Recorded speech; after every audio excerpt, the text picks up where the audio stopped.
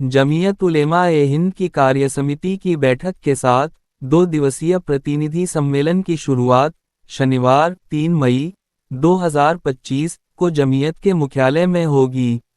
देश की मौजूदा राजनीतिक पृष्ठभूमि के मद्देनज़र जमीयत उलेमा-ए-हिंद की कार्यसमिति वर्किंग कमेटी की बैठक के साथ एक 2 दिवसीय महत्वपूर्ण प्रतिनिधि सम्मेलन 3 और 4 मई को नई दिल्ली में शुरू होने वाली है।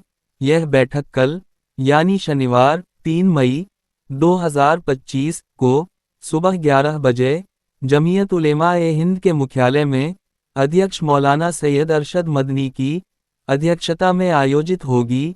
वहीं इस सम्मेलन के बाद जमीयत उलेमा-ए-हिंद के अध्यक्ष मौलाना अरशद मदनी प्रेस कॉन्फ्रेंस को भी संबोधित करेंगे। इस बैठक में देश के सभी राज्यों के अध्यक्ष, महासचिव, जिम्मेदार और अन्य प्रतिनिधि भाग ले रहे हैं। इस सम्मेलन के अहम एजेंडे में वक्फ कानून को लेकर कानूनी संघर्ष, पहलगाम में हुआ आतंकी हमला, देश में बढ़ती नफरत और तनाव, संविधान की रक्षा और सुप्रीम कोर्ट की गाइडलाइन के बावजूद धर्म की बुनियाद पर मस्जिद मदरसों पर बुलडोजर कार्रवाई कर देने जैसे ज्वलंत मुद्दे शामिल हैं।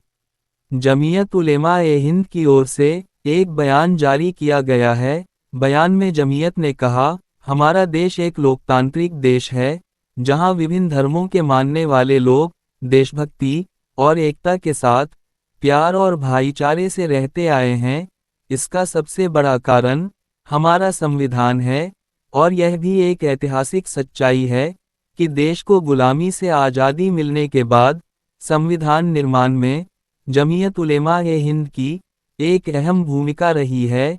इसके अलावा देश की आज़ादी की लड़ाई में भी जमीयत उलेमा-ए-हिंद का योगदान इतिहास का एक उज्ज्वल अध्याय है।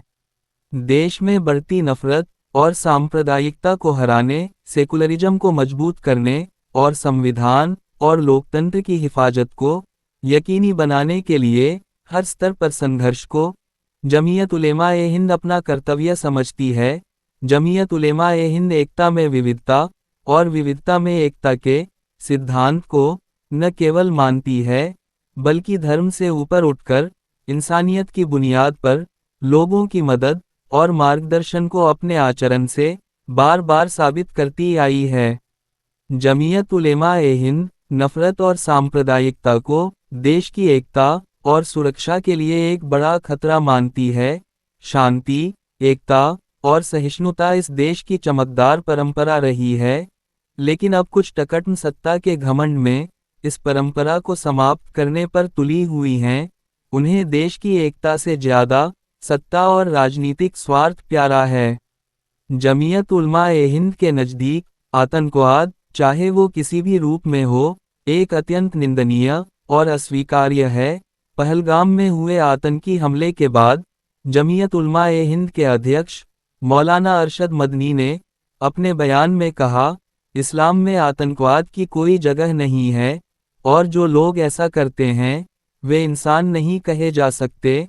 नाडोज़ोम की हत्या किसी भी धर्म में जायज नहीं है और इस्लाम में तो एक निर्दोष की हत्या को पूरी मानवता की हत्या के बराबर बताया गया है।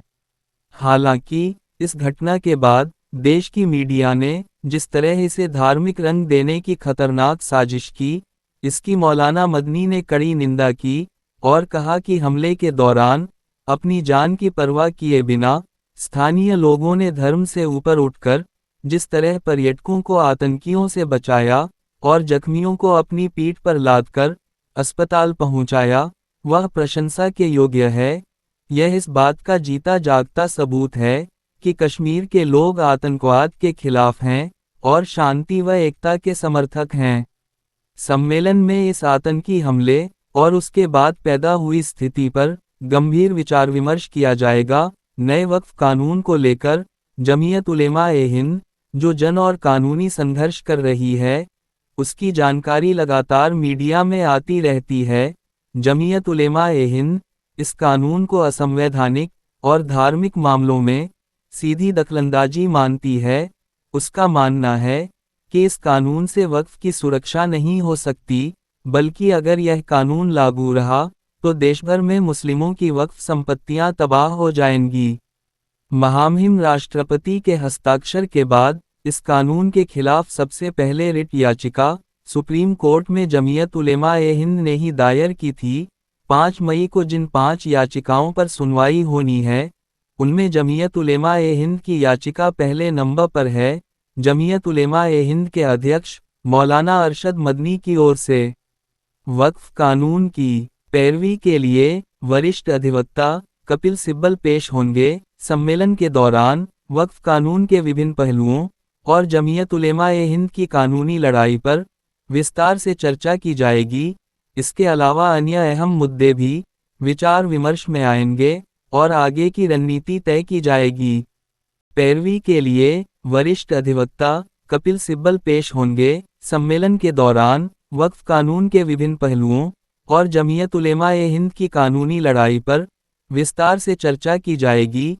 इसके अलावा अन्य अहम मुद्दे भी विचार विमर्श में आएंगे और आगे की रणनीति तय की जाएगी। क्या आप अपना यूनानी आयुर्वेदिक हर्बल ब्रांड शुरू करना चाहते हैं लेकिन मैन्युफैक्चरिंग की सुविधा नहीं है? अस्बा लाइफ केयर प्राइवेट लिमिटेड आपके सपनों को हकीकत में बदलने के लिए तैयार है। हम लाते हैं उच्च गुणवत्ता वाले यूनानी आयुर्वेदिक और हर्बल प्रोडक्ट्स जैसे माजून tablets, capsule, syrup, face wash, shampoo, toothpaste और कई अन्य उत्पाद। हमारी अत्याधुनिक मैन्युफैक्चरिंग यूनिट में बेहतरीन मशीनरी और गुणवत्ता परीक्षण लैब्स हैं, जो आपके उत्पाद को हर मानक पर खरा उतारते हैं। हम सिर्फ उत्पाद निर्माण नहीं करते बल्कि आपके ब्रांड के लिए सही पैकेजिंग और गुणवत्ता निश्चित करते हैं। अब अस्बा लाइफ केयर के साथ आप अपना ब्रांड ऊंचाइयों तक ले जा सकते हैं। संपर्क करें 9458039611 या 8171161766 पर। Website www.asbalifecareprivatelimited